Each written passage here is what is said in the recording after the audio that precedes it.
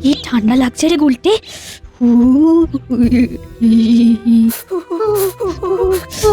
হাওয়াটা হাওয়াটা খুব ঠান্ডা। উফ বাপরে বাপ, আমার ভেতরটা পর্যন্ত কাঁপছে। একটু পরে রোদটা উঠবে, তখন রোদ পোহানো যাবে আর ঠান্ডাও চলে যাবে।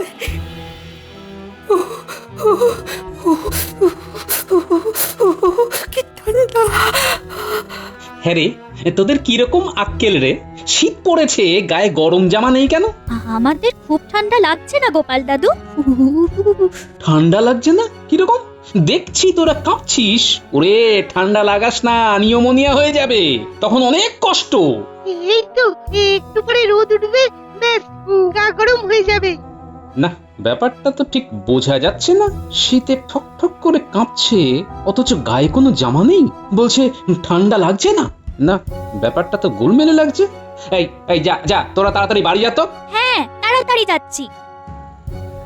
বুঝেছি বুঝেছি, তোরা আমার কাছে স্বীকার করলি না। দাঁড়া, আমি অন্য রাস্তা দিয়ে তোদের আগে তোদের বাড়ি পৌঁছবো। হ্যাঁ,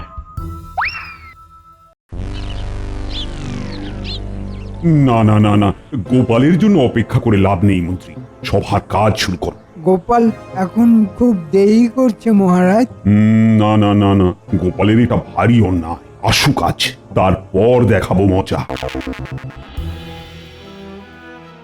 বড্ড ঠান্ডা গো। আচ্ছা, মেয়েটার গায়ে গরম জামা কিছু নেই? কি করব, কোথায় যাব? ঘরে নুন আনতে যে পান্তা ফুরোয়। ভেবেছিলাম তো শীত পড়ার আগে তোমাকে আর ওকে গরম জামা কাপড় কিনে দেবো, কিন্তু এভাবে যে ভগবান আমাদের মারবে না, আমি তো ভাবিনি।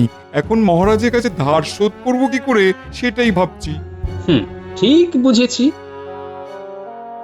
বাচ্চাগুলোর শীতের জামা কাপড় নেই, আমারও তো মাসের শেষ অবস্থা, জমানো কিছুই নেই।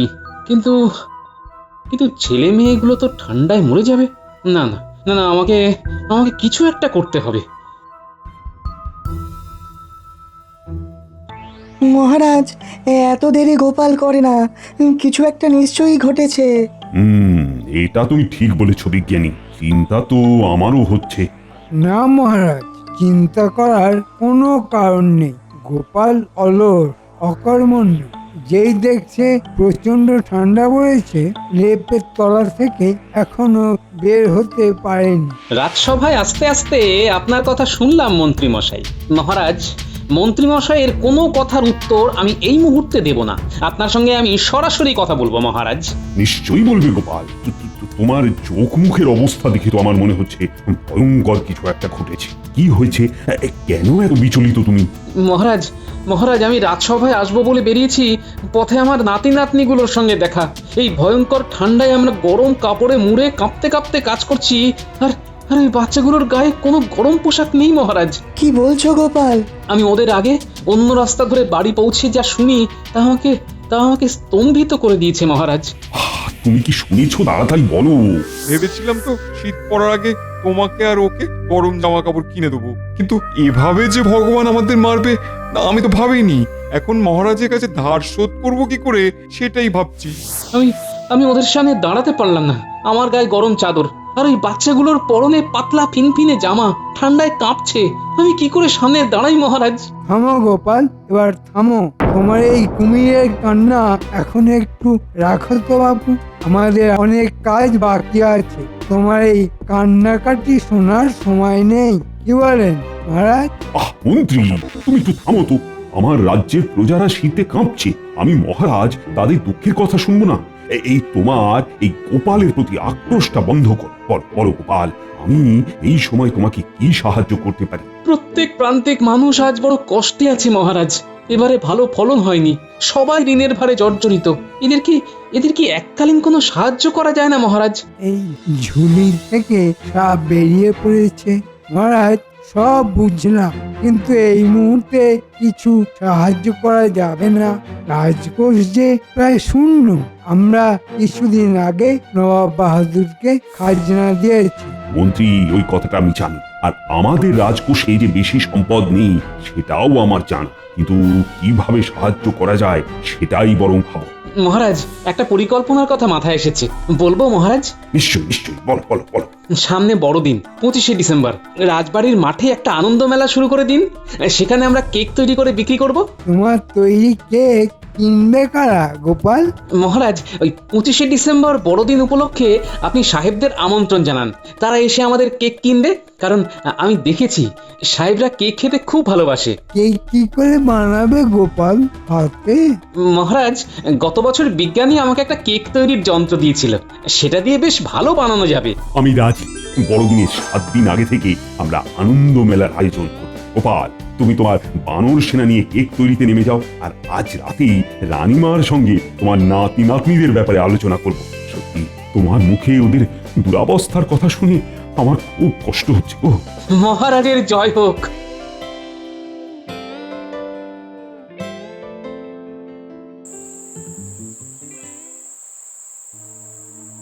আজ সকালে পুটিদের দেখে মনটা এত খারাপ হয়ে গেল গিন্নি।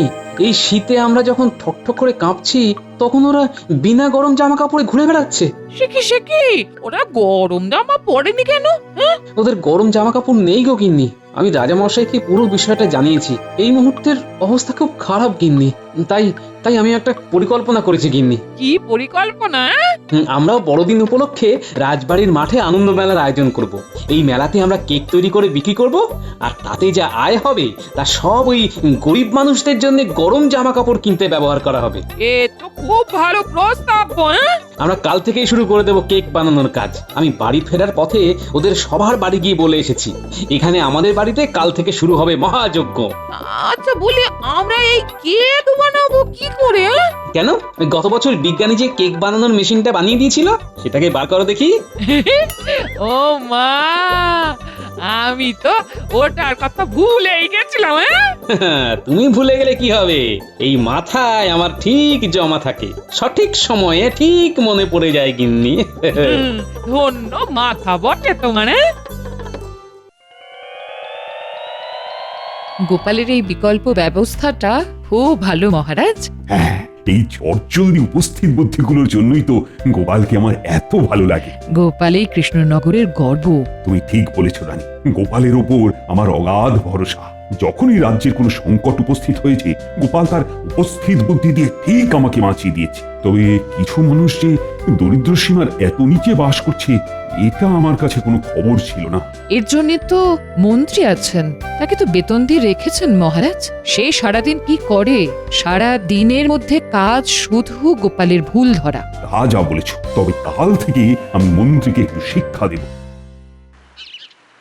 গিন্নি, হাতের কাজ তাড়াতাড়ি সব সেরে নাও, এক্ষুনি পুটির মা, ন্যাপলা, গুলটে সবাই চলে আসবে। আমি যাই, কাঁচা বাজারটা করে নিয়ে আসি। আজকে আর বাজার যেতে হবে না গো, সব কিছু মজুদ আছে। আরে আমি কি আর আমাদের ঘরের বাজারের জন্য যাচ্ছি নাকি? কেক তৈরির কাঁচামাল নিয়ে আসতে হবে না? ও তাই বলো, ঠিক আছে, তুমি একা যাবে? বাবা, বাবা আসবো? এই রে, না না, আজ আর রাগ দেখাবো না। এখন জিনিসগুলো আনার জন্য মুটে লাগবে। ও বাবা জীবন যে, এসো এসো এসো, ঘরে এসো বাবা। বাবা রে বাবা, আজ আবার কি হলো? আমার শ্বশুর মশাই কি শরীর খারাপ নয় তো? আসার সঙ্গে সঙ্গে এত মোলায়েম ভাবে ডাকলো। বাবা, আপনার কি শরীর খারাপ? আরে না না, শরীর খারাপ কেন হবে? বুঝলে গিন্নি, তুমি একটু আগে বলেছিলে না একা একা বাজার যাবে, আর তো একা নেই, দোকা পেয়ে গেছি গিন্নি। আমার জামাই এখন আমার দোকা। চলো চলো বাবা জীবন, আমরা একটু বাইরে যাই, কিছু জিনিসপত্র আনতে হবে। চলো চলো। ভালো ভালো, বলি শ্বশুর জামাই বাজারে গেলে ভালোই হবে। এই যাও, তাড়াতাড়ি যাও, বাজার দোকান করে এসো, আর কি সব কিনবে ওসব কিনে আনো। তারপর শুরু হবে মহাযজ্ঞ। মহাযজ্ঞ? পথে যেতে যেতে বলছি বাবা জীবন, এখন দেরি না করে চলো তো। তাহলে সব শুনলে তো বাবা জীবন, কেন মহাযজ্ঞ বলা হলো? বুঝলাম বাবা, আপনাদের এই মহাযজ্ঞে আমিও শামিল হলাম। ওই যে পাঁচুর দোকান এসে গেছে, এখান থেকে ময়দা নেব। এই যে গোপাল দাদা, বলো কি চাই? ভালো ময়দা চাই, কেক বানানো হবে। বাড়ির জন্য কেক বানাবে? না গো, বিক্রির জন্য বানাবো। রাজবাড়ির মাঠে আনন্দ মেলা বসবে, সেখানে কেক বিক্রি করব। তাতে যা মুনাফা হবে তাই দিয়ে একটা কাজ করার ইচ্ছে আছে। ও, মুনাফার জন্য কেক বানাবে তো ভালো। তাহলে ভালো দামি ময়দা দেওয়ার কি দরকার? আমার কাছে কম দামি পোকা ধরা ময়দা আছে, ওইটা ছেড়ে দেবো বাজারে। কে আর বুঝবে যে ময়দা পোকা ধরা? কি বলো গোপাল দাদা? কেউ না বুঝলে আমরা তো বুঝতে পারবো যে ময়দায় পোকা ধরা। তাতে কি হলো? তুমি তো আর খাবে না জামাই, আর গোপাল দাদাও খাবে না, জনগণ খাবে, পয়সা দিয়ে কিনবে। বুঝলাম, তুমি তার মানে পচা জিনিস, পোকাওয়ালা জিনিস বিক্রি করতে বেশ ভালোই পারো। হ্যাঁ, বাকি কথাটা আমি বলি বাবা। ঠিক আছে, কামারের এক ঘাটা তুমিই দাও। আপনার পোকা ধরা ময়দা আপনি নিজে খান। আমাদের চোখটা আবার পোকার মধ্যে পড়ে না। আপনার চোখের পোকা পার করার জন্য মহারাজের কাছে গিয়ে বলবো, ভিতরের সব পোকা হুড় করে বেরিয়ে আসবে।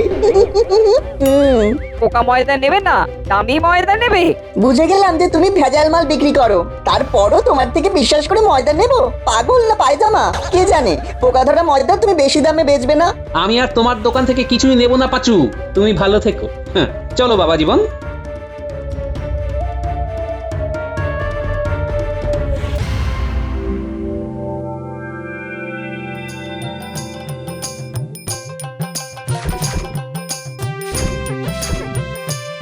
তোমার কি আক্কেল বলো তো? মা, আপনি কিচ্ছু ভাববেন না, আমি আপনাদের মহাযজ্ঞের একটা ঘোড়া হতে চাই। ঘোড়া ঠিকই, তবে বেতো ঘোড়া। নাও এবার লেগে পড়ো, কেক যেন ভালো হয়। সাহেবরা আসবে কেক কিনতে, মনে থাকে যেন। আমি চট করে স্নান সেরে রাজসভায় যাই। তা কেক তৈরির প্রস্তুতি কিরকম চলছে গোপাল?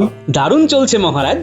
আমি বাজার হাট করে নাকে মুখে দুটো গুঁজে সোজা রাজসভায় চলে এলাম আপনাকে খবরটা জানাতে। তাহলে গোপাল এখন ভাঁড় গোপাল থেকে কেক গোপাল হয়ে গেলে, এটা উন্নতি না অবনতি মহারাজ? উত্তরটা আমি দিচ্ছি মন্ত্রী মশাই। যার যেরকম দৃষ্টি সে সেরকম ভাবেই দেখবে। শকুনের দৃষ্টি ভাগার দেখে, সে ভাগার দেখবে। আর স্বচ্ছ লোকের দৃষ্টি যেরকম হয়, সে সবকিছু স্বচ্ছভাবেই দেখবে। এই আর কি। উত্তরটা ঠিক হলো মন্ত্রী মশাই। মন্ত্রী এখন শকুন হয়ে উড়ে বেড়ান আকাশে, দৃষ্টি তার ভাগাড়ে, পচা গন্ধ বাতাসে। অসাধারণ সভাকবি, অসাধারণ। মন্ত্রী, তুমি যত মুখ কম খুলবে ততই তোমার মঙ্গল। কিরে বটা ঘটা, কি বুঝছিস বলতো? মেলা তো জমে উঠেছে মন্ত্রী মশাই, কেকের বিক্রিও বেশ ভালো। সাহেবরা আসছে আর কাঁড়ি কাঁড়ি কেক কিনছে। বুঝলে, আমাকেও কেক বিক্রি করতে হবে, তারপর যুদ্ধ শুরু। কেক নিয়ে যুদ্ধ? কেক কি গোপালের তাকে ছুঁড়ে মারবেন মন্ত্রী মশাই? আগে কেকটা তৈরি করি, তারপরের কথা পরে। তোরা একটু লক্ষ্য রাখ, আমি একটু ঘুরে আসি বিজ্ঞানীর বাড়ি থেকে। গোপাল দাদু, মন্ত্রী মশাই এতক্ষণ আড়াল থেকে দেখছিলেন, এখন যে কোথায় গেলেন? বটা ঘটাকে রেখে গেছে, দেখছিস না? গোপাল দাদু, আমি কি মন্ত্রী মশাইয়ের পিছন পিছন যাব?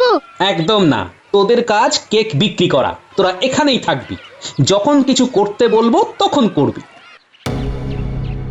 বাড়িতে বিজ্ঞানী আছে মনে হয়। বিজ্ঞানী, ও বিজ্ঞানী, ঘরে আছো নাকি?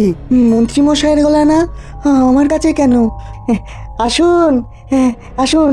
তোমার কাছে এলাম। তুমি গোপালকে একটা কেক বানানোর যন্ত্র করে দিয়েছিলে, সেরকম একটা যন্ত্র আমাকেও বানিয়ে দিতে হবে। আমি এখন অন্য একটা আবিষ্কারে আছি। আমিও সব কিচ্ছু জানি না। তুমি আমাকে যদি কেক বানানোর যন্ত্র বানিয়ে না দাও, তাহলে কি করব সেটা বুঝতে পারছো না। আপনি কি আমায় ভয় দেখাচ্ছেন মন্ত্রী মশাই? না, আমি শুধু একটা জিনিস জানালাম। আমি কিন্তু রাজ্যবাসীকে জানাবো তুমি রাজার বিরুদ্ধে ষড়যন্ত্র করছো, এমন একটা জিনিস বানাচ্ছ যাতে আমাদের রাজ্যের ক্ষতি হয়। রাজ্যের লোক বিশ্বাস করবে মন্ত্রী মশাই? দশচক্রে ভগবান ভূত হয়, কথাটা কি জানা আছে বিজ্ঞানী? এমন জোরদার সাক্ষী সাবত জোগাড় করবো, হালে পানি পাবে না। তার চেয়ে একটা কেক বানানোর যন্ত্র বানিয়ে দেওয়াটা কি বুদ্ধিমানের কাজ নয়? কি বলো?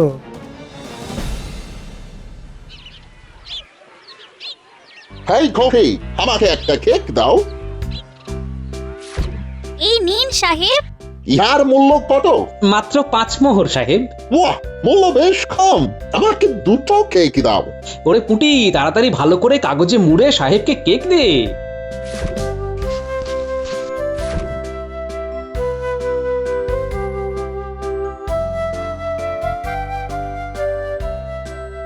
বাহ বাহ বাহ, বেশ ভালো বিক্রি হচ্ছে। আমরা তাহলে প্রান্তিক মানুষদের হাতে গরম জামা কাপড় দিতে পারি, কি বল?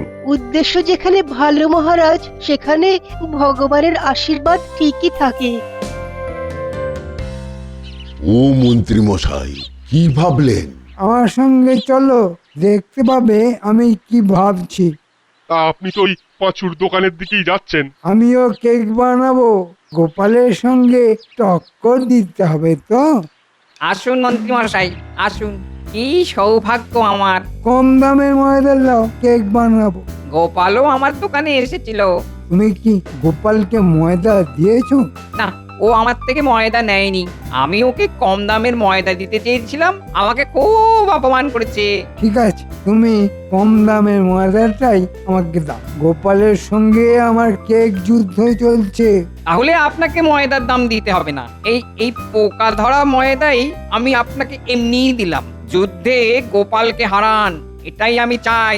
ব্যাস, তুমি বললে আর আমি যুদ্ধে জিততে গেলাম। দিয়ে দাও সব পোকা ধরা ময়দা। আমি আজ থেকেই কেক তৈরি করব, আর কাল থেকে কম দামে বিক্রি করব। বটা ঘরটা তাহলে আজ রাত থেকে শুরু করে দে। হাতে যেটুকু সময় পেয়েছি তাতেই গোপালকে বধ করা যাবে। পোকা ধরা ময়দার পোকা ধরা কেক। আমার খুব মন খারাপ গোপাল। এই প্রথম আমি চাপের কাছে নতি স্বীকার করলাম। তোমার সব কথা শুনলাম বিজ্ঞানী। তুমি ভেবো না, এই মুহূর্তে তোমার কথা আমি কাউকে বলবো না। যুদ্ধে যখন নেমেছি, জিতে তারপর আমি মন্ত্রী মশাইকে দেখবো। আমি তোমাকে বিশ্বাস করে কথাটা বললাম। আমি তোমার বিশ্বাস রাখবো। চলি।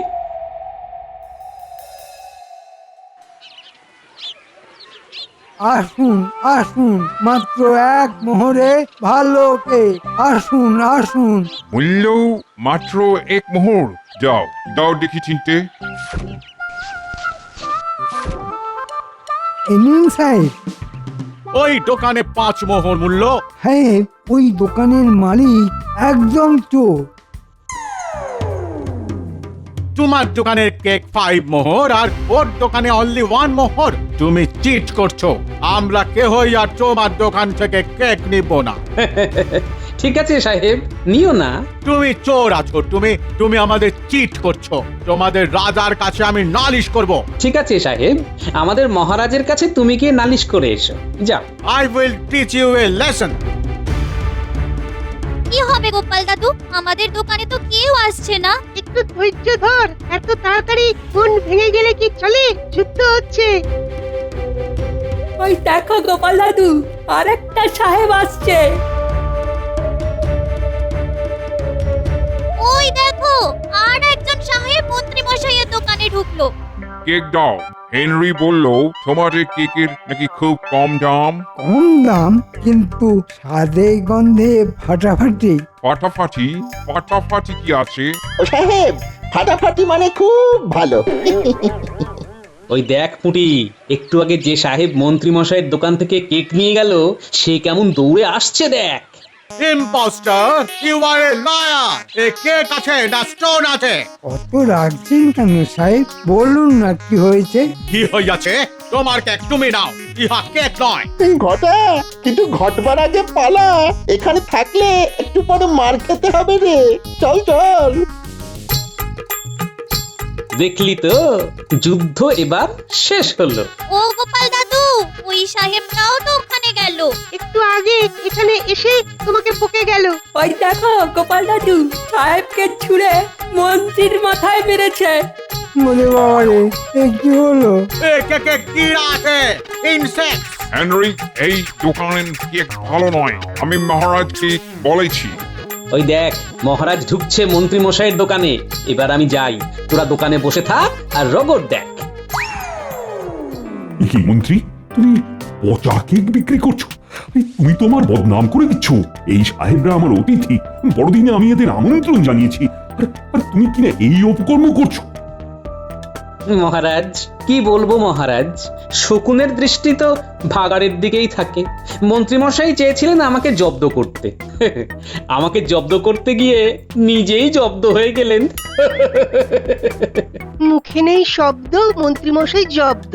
সাহেব সাহেব, আমি তোমাদের হাত জোড় করে বলছি, এই অত্যন্ত বাজে লোক। এই মন্ত্রীকে আমি আজই বরখাস্ত করলাম। মহারাজ তবে আরো কথা শুনুন, মন্ত্রীমশাই বিজ্ঞানীকে ভয় দেখিয়ে কেক বানানোর যন্ত্র তৈরি করিয়েছে, শুধু আমাকে বিপদে ফেলবে বলে। কি বিজ্ঞানী, তুমি বলো। আমি কি আর বলবো গোপাল, তুমি তো সব বলে দিলে। গোপাল, গোপাল তুমি আমাদের ক্ষমা করিয়ে দাও। গোপাল তুমি আমায় 3টে কেক দাও। চলুন সাহেব, আপনারা আমার দোকানে চলুন। মহারাজ আমি দোকানে যাচ্ছি। হ্যাঁ হ্যাঁ হ্যাঁ, যাও, আমি এবার মন্ত্রীকে দেখছি। এই সব কেক তোমাকে আজ মাখাবো। এই গোপালের বানর সেনার দল, আয় মন্ত্রী মশাইকে এই পচা কেকগুলো মাখা। হ্যাঁ,